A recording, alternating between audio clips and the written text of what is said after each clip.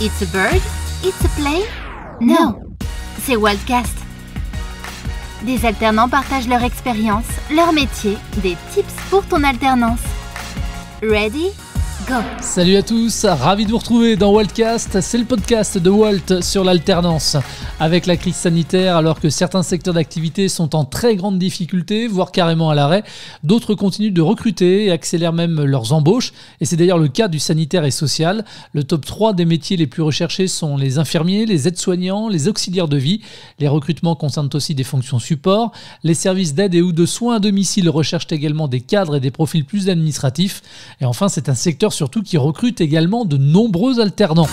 Et pour débuter, à mes côtés en studio, Laurine, 22 ans, actuellement en Master RH, mais auparavant, tu as également passé un BTS, le SP3S, Services et prestations des secteurs sanitaires. C'était à l'UEFA CFC Saint-Vincent-de-Paul. Bonjour Laurine. Bonjour. De la fin du collège jusqu'à maintenant, c'est quoi ton parcours à toi ? Alors, j'ai été au lycée de Mitry-Mory, donc j'ai fait un bac ES, donc économie et sociale, et j'étais un peu perdue sur mes ambitions professionnelles, on va dire. Donc j'ai fait un service civique. Donc c'est un contrat qu'on met en place avec l'État et c'est une mission en fait qu'on peut faire dans de nombreux secteurs. Donc moi j'ai choisi un EHPAD à côté de Montparnasse et j'ai fait ça pendant 1 an et ça m'a vraiment donné envie de continuer dans ce secteur, mais côté administratif. Et c'est pour cette raison que j'ai entamé le BTS SP3S. D'accord, formation que tu suivais donc en alternance, dans quelle entreprise pour le coup ? Alors j'étais à l'Institut des jeunes sourds de Bourg-la-Reine et mes missions là-bas, j'étais l'assistante des services généraux. Donc je m'occupais vraiment de toute sa partie suivi des commandes, suivi des transports. On gérait aussi l'équipe qu'on avait, donc l'organisation des réunions, répondre aux besoins de tous les salariés aussi, puisqu'il fallait pouvoir mettre en place toute la logistique de cet établissement. Et comment ça se passait du coup concrètement pour toi ? Ça se passait bien, donc je suis restée là-bas pendant 2 ans. Ça m'a permis de développer forcément de nombreuses compétences, puisque c'est aussi le but de l'alternance, de pouvoir jongler entre les cours et le travail et de découvrir aussi des métiers. J'ai beaucoup aimé. Ça a été ma vraie première expérience professionnelle, on va dire, puisque j'étais vraiment très très très souvent sur le terrain. Et puis on découvre aussi de nouveaux métiers, de nouvelles personnes. C'est surtout ça qui fait qu'on aime l'alternance, je pense. Enfin, en tout cas pour ma part. Riche humainement parlant. Exactement.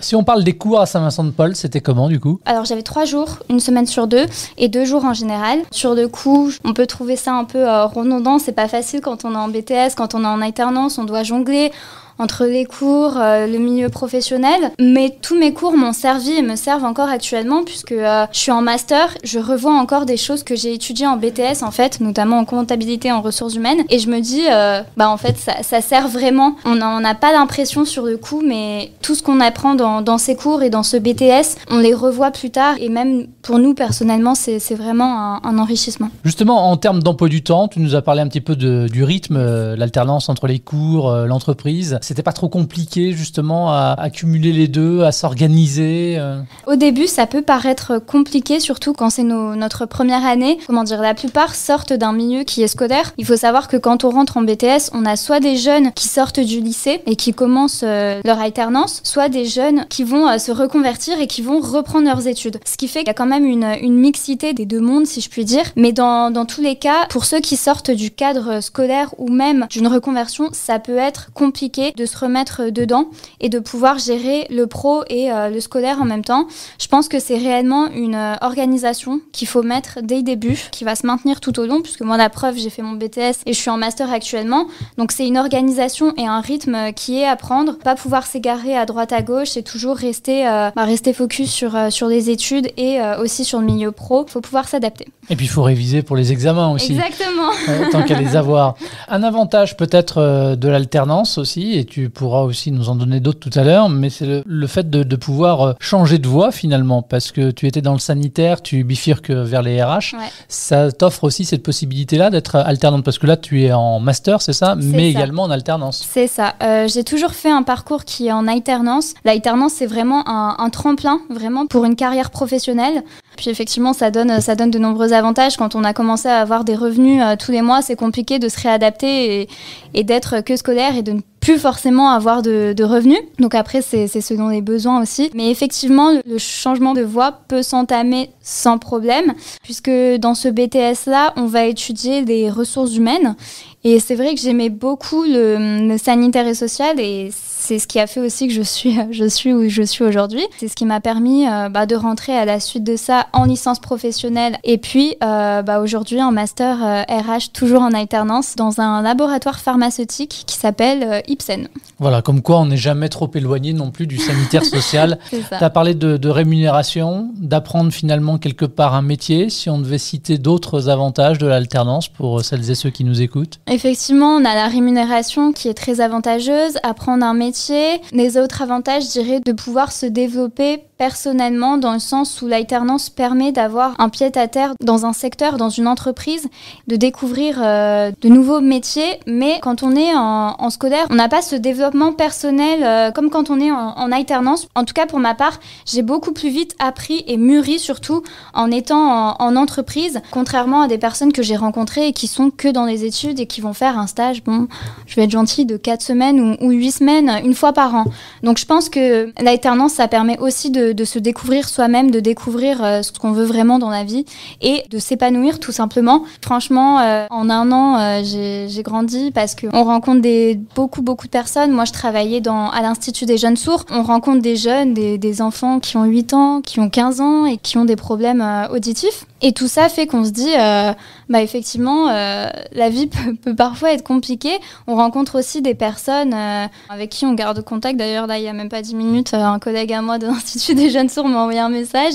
Toutes ces connaissances et toutes ces rencontres font qu'on grandit très vite, au contraire de l'école, où on est toujours avec son groupe d'amis qui a notre âge, et on n'a pas cette même mentalité qui fait qu'on va pouvoir évoluer plus rapidement. Puisque tu es passé par là, d'après toi, quelles doivent être ou quelles sont les qualités qu'il faut avoir pour réussir justement son alternance, et particulièrement dans le domaine du sanitaire et social ? Bon, de façon générale, on a tous des personnalités qui sont assez différentes quand même, mais je pense que pour réussir son alternance, il faut quand même avoir le respect de son employeur, on va pas se mentir, être dans la communication, puisque la communication, c'est quelque chose qui devient de plus en plus important, être transparent sur son projet professionnel et être surtout très autonome. On va se former au début forcément, mais l'autonomie, c'est quelque chose qui est énormément demandé dans les entreprises.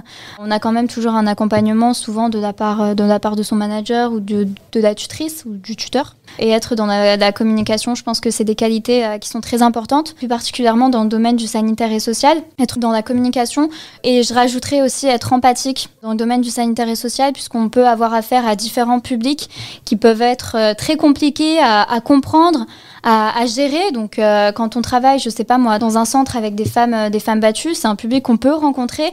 Je pense qu'il faut savoir être empathique, comprendre au mieux les gens, les besoins, et c'est ce qu'on recherche avant tout dans ce BTS. Une dernière petite question, parce qu'on sait que c'est pas évident, c'est la difficulté qu'il y a à trouver une entreprise pouvant accueillir un alternant. Est-ce que là aussi tu as des petits conseils, des petits tuyaux, des tips, comme on dirait, à donner à celles et ceux qui nous écoutent ? Pour trouver une alternance, je pense qu'il faut déjà, je vais pas dire se démarquer, puisque des alternants, il y en a énormément sur le marché qui cherchent une entreprise. Je pense qu'il faut déjà avoir un CV qui reflète quand même sa personnalité, puisqu'il faut se rappeler que chaque recruteur met quelques secondes à peine à regarder un CV, et si ça percute pas direct, il passe, et votre candidature, elle est oubliée parmi tant d'autres. C'est méchant à dire, mais c'est la réalité, malheureusement. Donc je pense qu'il faut quand même pouvoir se démarquer déjà en matière de CV, avoir quelque chose qui soit percutant et qui reflète sa personnalité. Pour trouver une alternance, il y a beaucoup de sites maintenant qui sont créés. On a aussi LinkedIn. Je pense que pour tout alternant, il faut avoir ce réseau professionnel, et justement, il faut pouvoir aussi se construire ce réseau professionnel. Les personnes qu'on rencontre dans nos formations, elles peuvent devenir demain nos managers ou le recruteur tout simplement, donc toujours garder un bon contact avec les personnes qu'on rencontre. Moi, j'ai trouvé, je crois, 2 de mes alternances sur les 3 sur le site de l'étudiant. Après, je sais qu'il faut aussi démarcher les entreprises. Ma première alternance, je l'ai trouvée comme ça. Je crois que j'ai démarché tous les instituts de Paris. Et effectivement, l'Institut des Jeunes Sources s'était posé la question de recruter une assistante. Ils avaient fait de nombreux recrutements, ça n'avait pas abouti. Et ils avaient mis ça aux oubliettes. Et au final, ils ont reçu ma candidature qui était spontanée. Et ça a abouti puisque j'ai été embauchée. Donc, toujours envoyer en candidature spontanée, même s'il n'y a pas de recherche, ça peut aboutir à quelque chose. Merci beaucoup, voilà. Laurine. On va te souhaiter une bonne continuation. Merci beaucoup. Et c'est Robin qui est maintenant en ligne avec nous, actuellement en 2e année de BTS SP3S. Tu suis également ta formation à l'UEFA CFC Saint-Vincent-de-Paul à Paris. Ton parcours n'a pas forcément été très simple depuis la fin du collège. Tu nous en parles un peu ? J'ai fait une première seconde au lycée Pierre de Coubertin à Meaux avec une option Citec qui est plus dans l'informatique que j'ai pas du tout réussi. J'étais pas un très bon élève, on va dire. Donc j'ai redoublé pour une deuxième seconde où j'ai pris l'option ST2S, secteur sanitaire et social, pareil. Puis après je suis passé en première et en terminale ST2S où j'ai obtenu mon bac avec mention. Ensuite, après ce bac-là, je suis parti en BTS ESF, économie sociale et familiale, où j'ai arrêté au bout de 3 mois. En fait, j'aimais bien le contact avec les gens, je voulais vraiment aider. Mais en fait, j'apprenais trop de choses dans l'intervention sociale et pas ce que je pensais. J'ai pas réussi, c'était trop loin et j'ai pas pu. J'avais 1h30, 1h45 de transport par jour. Quand on plaque tout au bout de 3 mois, comment est-ce qu'on fait pour se relancer derrière et qu'est-ce que tu as fait donc ? Alors c'est très dur et donc pendant, je dirais bien 1 mois, je suis resté à rien faire. Mais c'est la plus mauvaise des idées que j'ai. Je me couchais à 5h du matin, je me levais à midi. C'était vraiment une vie horrible. Et après ça, je me suis inscrit au CNED pour un BTS SP3S que j'ai pas réussi à suivre puisqu'au final, il n'y a aucun accompagnement. Puis après, j'ai réussi à trouver un petit travail qui m'a permis de remettre un nez dans le secteur sanitaire et social. J'ai travaillé au tribunal d'instance de Meaux au service des tutelles et curatelles majeures pendant 6 mois. Et durant cette période, je me suis réinscrit sur Parcoursup, voilà, où j'ai postulé dans divers BTS, dont le BTS SP3S à l'UEFA Saint-Vincent-de-Paul en alternance. Grâce où j'ai travaillé juste avant, c'est grâce à ça qu'ils m'ont pris. L'expérience professionnelle a fait que j'ai pu y accéder. Donc ça, c'est vachement bien, ça t'a permis finalement de rebondir, quoi. C'est ça. Mais en gros, c'était pas une année perdue. Des fois, c'est pas si mal de faire une année de césure quand on sort dans un BTS qui est professionnalisant quand même. On sort du BTS, on peut travailler. On cherche quand même des professionnels avec un savoir-faire et un savoir-être, quoi. Et donc maintenant, tu es en BTS 2e année en fait. 2e année, là je vais approcher des examens. Comment ça se passe pour toi, les cours ? Ça se passe plutôt bien. Ce qui est compliqué, c'est de se dire qu'on n'a pas de vacances. Là, quand on n'est pas en cours parce que l'école est fermée, parce qu'il y a des vacances, nous on est au travail. Donc en fait, on se repose peu. On a une charge de travail plus grosse puisque le programme d'envoi scolaire et d'alternance, c'est la même chose, c'est le même programme. Donc à la maison, il y a plus de travail et en cours, c'est plus compact. On n'a pas le temps de s'attarder pendant 4 heures, voire 6 heures sur un même sujet. 6 heures, c'est 3 semaines de cours. C'est beaucoup plus intense, on va dire, mais après, c'est faisable. Et c'est quoi comme type de cours qui te sont enseignés ? De la gestion administrative et financière. On a aussi le public, donc on apprend tout ce qui concerne le public. C'est-à-dire une personne qui est en état de précarité, qui a peu d'argent, qui ne sait pas comment s'en sortir, qui ne sait pas comment se loger. Donc on apprend quel organisme vient en aide à ces personnes.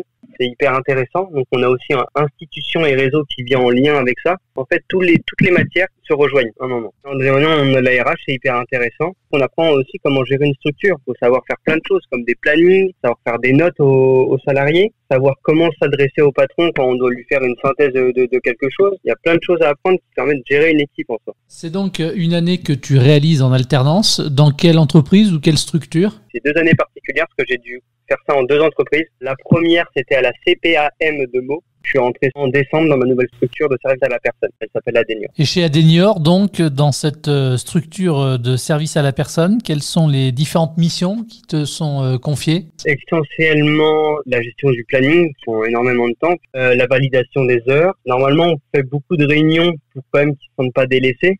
Parce que souvent, ils travaillent seuls, ils travaillent pas avec du monde. Enfin, ils vont voir des gens, mais ils travaillent pas avec leurs collègues. Donc, des réunions, mais le problème, c'est que là, on peut plus en faire. Après, c'est contacter les futures intervenantes. C'est moi qui m'occupe de regarder si le CV peut convenir ou pas. Si le CV convient, je en fais part à mon patron. Si mon patron valide, j'appelle la personne pour convenir d'un entretien et lui poser quelques questions. Et c'est moi qui réalise l'entretien. D'accord, ok. Donc, tu fais vraiment du RH, quoi, pour le coup. Je fais du RH, je fais de la gestion d'équipe, je fais un peu de traitement de dossier. C'est assez complet, on va dire, et c'est très prenant.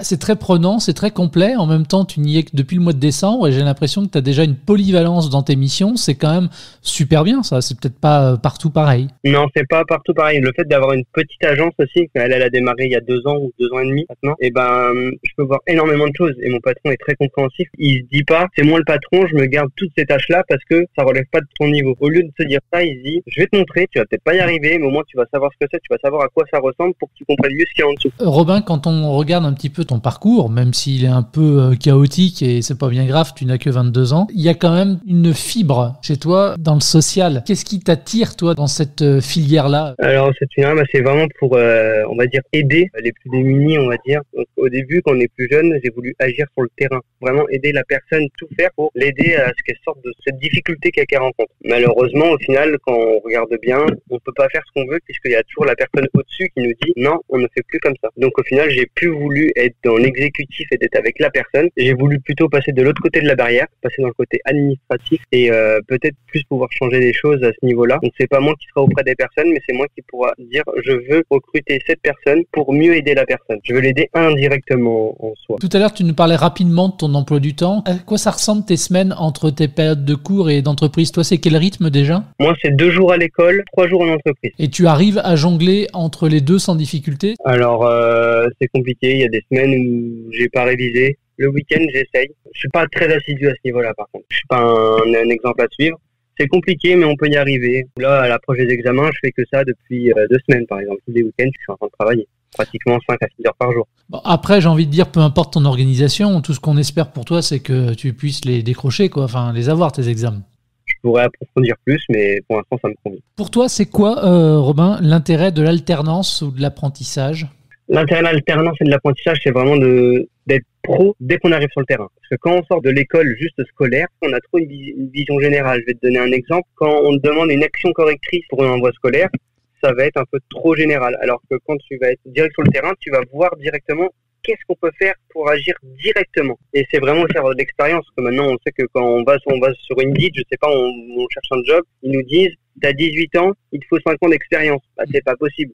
J'ai pas commencé à 13 ans à travailler. Donc l'alternance, ça provoque aussi un peu plus de maturité, on va dire. Enfin, c'est pas pareil. Il faut se responsabiliser peut-être davantage. C'est ça. Et du coup, c'est concret aussi, surtout. Oui, c'est très concret. Robin, tu es rémunéré aussi pendant ta formation, là? Oui, je suis rémunéré en fonction de l'âge et du niveau de formation. Donc ça aussi, c'est un plus qu'offre l'alternance ou l'apprentissage. Ah oui. Même si on veut gagner de l'argent quand on est jeune et qu'on a un peu de volonté, je pense qu'il faut aller dans l'alternance parce que c'est vrai que à 20 ans, même à 22 ans, à 22 ans, je serai encore en voie scolaire. Je devrais encore dépendre de maman pour m'acheter un petit McDo, pour aller me faire plaisir. Ce serait pas possible, ce serait pas vivable pour moi et pour mes parents. Et donc au final, avoir fait ça, je trouve ça vraiment bien. J'ai pu m'acheter une voiture, tu peux vivre, tu peux sortir. Donc c'est vraiment un plus aussi, oui. Tu dirais que cette rémunération, là, finalement, elle t'a permis de gagner en autonomie? Oui. Maintenant, mes parents, ils sont là pour m'apporter un toit et parce que c'est mes parents. Ils seront toujours là, mais on va dire que tu peux tout faire tout seul. C'est-à-dire que maintenant, si tu veux partir, tu peux partir. Tu peux partir en vacances sans eux. Tu peux faire tout ce que tu veux sans eux, sans être accroché à leurs bottes. Et c'est même un plus pour eux aussi, on va dire, que je sois pas toujours à être à côté d'eux, à dire j'ai besoin de vous pour vivre. Et justement, tes parents, ils en pensent quoi de la voie que tu as choisie et le fait que tu te gères, tu deviens autonome? Ils en pensent que du bien. Ils sont contents que j'ai trouvé ma voie parce que, comme tu as vu, ma première seconde, c'était très mal parti. Ils donnaient pas beaucoup de moi, on va dire. Je pense pas qu'ils pensaient que j'allais aller jusqu'à là. Et qu'en plus, là, je continue en licence pro. Donc, quand ils ont vu que je galérais en seconde, ils auraient jamais pu penser que je pourrais peut-être aller jusqu'au bac plus 3. C'est ça qui est génial. C'est ça qui est génial. Et je pense que sans l'alternance, je l'aurais pas fait. Donc finalement, tu es un garçon plein de ressources, tu as su rebondir. Oui, avec les bonnes personnes qui m'ont aidé au bon moment et avec la volonté quand tu veux te dépasser. Quels sont les débouchés pour toi à l'issue de ta formation? Il y a plusieurs emplois, enfin, après j'en ai quelques-uns en tête comme assistant qualité, coordinateur ou responsable de secteur dans le service d'aide à domicile. C'est assez ouvert, on va dire que c'est pas restreint à juste le secteur du service à la personne. Tu peux aussi aller dans une CPAM, tu peux être téléconseiller avec un peu de chance manager dans les CAF, pareil. Dans les associations, ça va dépendre des postes, mais souvent ça aura un poste un peu plus administratif. On peut travailler dans les hôpitaux et dans les cliniques aussi. Après, on peut se faire dans les mutuelles. Donc en fait, on peut vraiment travailler partout. C'est un avantage. Allez, direction maintenant Champigny où l'on rejoint Sandrine Grégis, dirigeante de Longue Vie, une société d'aide à domicile qui compte une 40aine de salariés, une entreprise qui accueille régulièrement des alternants. Et c'est d'ailleurs le cas en ce moment avec Marie, apprentie chef de secteur en poste jusqu'en juin 2022. Bonjour Sandrine, merci de répondre à mes questions. Quand on parle de service à domicile et de service à la personne, on parle de quoi concrètement ? On parle d'aide à la vie quotidienne pour le maintien des personnes, pour éviter qu'elles aillent en EHPAD et pour qu'elles puissent continuer à vivre chez elles en toute dignité. Comme type d'aide par exemple, ça va être quoi ? Ça va être une aide à la toilette, une aide au lever, une aide pour la préparation des repas, une aide pour aller faire les courses, une aide pour le ménage. Vraiment, c'est dans les actes de la vie quotidienne que la personne âgée ne peut plus réaliser elle-même ou est en difficulté de réaliser toute seule. Quel type de profil ont vos collaborateurs qui interviennent sur place chez ces personnes âgées ? Au niveau diplôme, il y a des professionnels qui travaillent qui ne sont pas diplômés, mais qui ont 3 ans d'expérience. Il y a des diplômes, le DEAVS, donc le diplôme d'auxiliaire de vie sociale, et le DEAVF, qui est le diplôme d'auxiliaire de vie familiale. Et vous recrutez des alternants et des apprentis notamment ? Pour quelles raisons ? Oui. Surtout au bureau, parce que j'ai une très belle expérience avec l'apprentissage chef de secteur, avec des jeunes qui s'investissent, qui aiment ce métier, qui s'investissent énormément. Et je pense qu'elles sont bien dans l'entreprise parce que je les investis à 100% dans leur rôle de chef de secteur. Quel profil il faut avoir ou quelle qualité il faut avoir pour venir vous rejoindre et surtout travailler dans le secteur du service à la personne ? Tout dépend des entreprises aussi. On est une PME, on n'est pas très grand et moi je suis la dirigeante et je suis là pratiquement tous les jours. Donc mon personnel c'est un peu familial on va dire et le profil pour moi personnellement c'est un profil d'une personne qui va être à l'écoute de ce que je vais demander et si elle ne comprend pas tout de suite, elle me demande. Voilà, on reste pas sur des je ne sais pas et je veux pas lui dire. C'est être à l'écoute et être réactive, et être autonome, oui. J'ai eu des belles expériences donc avec des belles personnes. Quel type de mission vous leur confiez puisque ce ne sont pas encore des collaborateurs à part entière entre guillemets, ce sont des apprentis, des alternants, des apprenants. La mission principale à Marie, c'est de répondre au téléphone, ce qui nous soulage énormément, de faire les transmissions, d'écrire les transmissions sur papier et de les retranscrire par oral. Donc, tout de suite, on est au courant. La communication, c'est ce qui est le plus important. Ça, c'est son rôle principal. Ensuite, elle sait gérer des situations difficiles du style une famille qui appelle, qui est en panique. Elle sait aller sur le planning et aller voir quel intervenant doit intervenir, appeler l'intervenante s'il y a une difficulté sur la situation et rappeler la personne qui a appelé pour le bénéficiaire. Voilà, gérer une situation, elle sait le faire.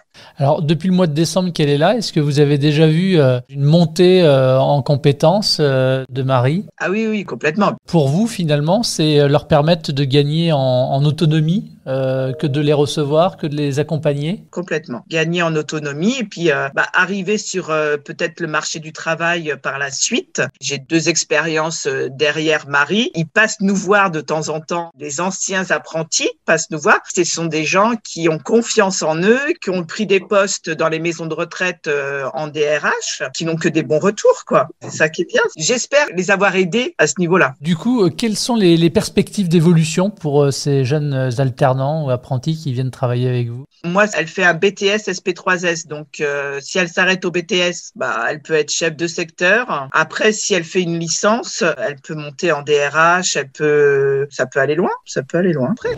Merci à Sandrine Grégis, mais aussi à nos 2 alternants, Laurine et Robin. C'était Waltcast, le podcast de Walt sur l'alternance. Merci de votre fidélité à ce programme. Et si vous avez des questions autour de l'apprentissage, de l'alternance, n'hésitez pas. Rendez-vous sur walt.community. À très vite pour un nouvel épisode. Retrouve tous les épisodes de Waltcast, le podcast de Walt sur l'alternance, sur toutes les plateformes de diffusion de podcasts et sur walt.community.